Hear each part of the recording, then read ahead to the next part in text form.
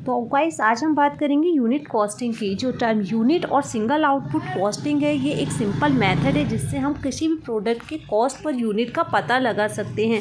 लेकिन वहाँ जहाँ पर ओनली वन या उससे यूनिफॉर्म प्रोडक्ट होते हैं, ये वहाँ पर अप्लाई होता है जहाँ पर प्रोसेस ऑफ मैन्युफैक्चरिंग बहुत ही सिंपल होता है और प्रोडक्ट भी सिंगल होता है।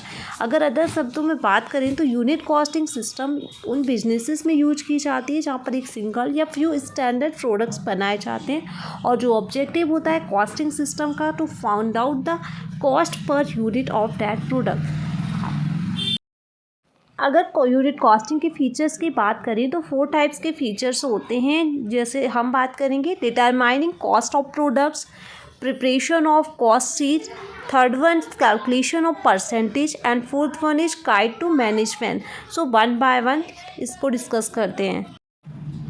फर्स्ट फीचर है यूनिट कॉस्टिंग का determining cost of product. Product की लागत निकालने के लिए एक स्टेटमेंट तैयार किया जाता है। जिस प्रकार प्रोडक्ट यूनिफॉर्म होता है तो जो कॉस्ट पर यूनिट होती है वो डिटरमाइन की जाती है by dividing the total cost by the number of unit produced. मतलब जितनी कॉस्ट लगी उसको डिवाइड करेंगे जितने भी नंबर ऑफ यूनिट प्रोड्यूस्ड हुए हैं। वेरियस कंपोनेंट कॉस्ट के होते हैं, इंक्लूड किए जाते हैं इस स्टेटमेंट ऑफ कॉस्ट में। जैसे total of direct material, direct labour and other direct expenses को ऐड करते हैं तो प्राइम कॉस्ट मिलता है। एंड फैक्ट्री एक्सपेंसेस को अगर उसमें प्राइम कॉस्ट के साथ ऐड कर देंगे और इन दोनों का टोटल निकालेंगे तो वो फैक्ट्री कॉस्ट निकलेगा।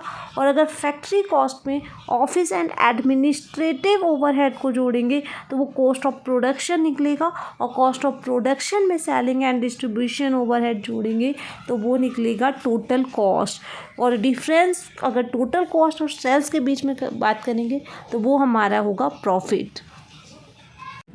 एंड ये सभी कंपोनेंट्स हैं जो डायरेक्टली मटेरियल एक्सपेंसेस, लीवर, administrative and overhead, selling and distribution overhead, ये हमने इस बात की थी जो कॉस्ट के कंपोनेंट्स होते हैं प्रीवियस वीडियोस में, तो आप देख सकते हैं। सेकेंड फीचर है preparation of cost sheet.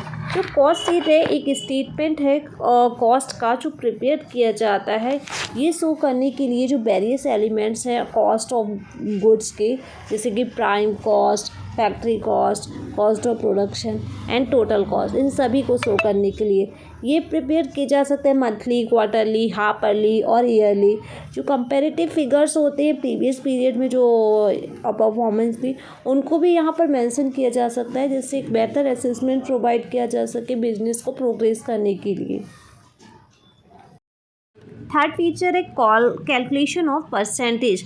Unit costing system में ओनली वेरियस कंपोनेंट्स को कॉस्ट शीट में इंक्लूड नहीं किया जाता है बल्कि उन कंपोनेंट्स का परसेंटेज भी टोटल कॉस्ट का कैलकुलेट किया जा सकता है। ये इन्फॉर्मेशन बहुत ही हेल्पफुल होती है कॉस्ट को कंट्रोल करने में कि किस फैक्टर का सबसे ज़्यादा कॉस्ट है, सेलिंग में ज़्यादा खर्च हो रहा है या फैक्ट्री ओवरहेड में या डायरेक्ट मटेरियल या डायरेक्ट एक्सपेंसेस किसका परसेंटेज हाई है, और उसके बेस पे कोई भी मैनेजमेंट कंट्रोल कर सकता है अपने जो प्रोडक्शन है उसके कॉस्ट को।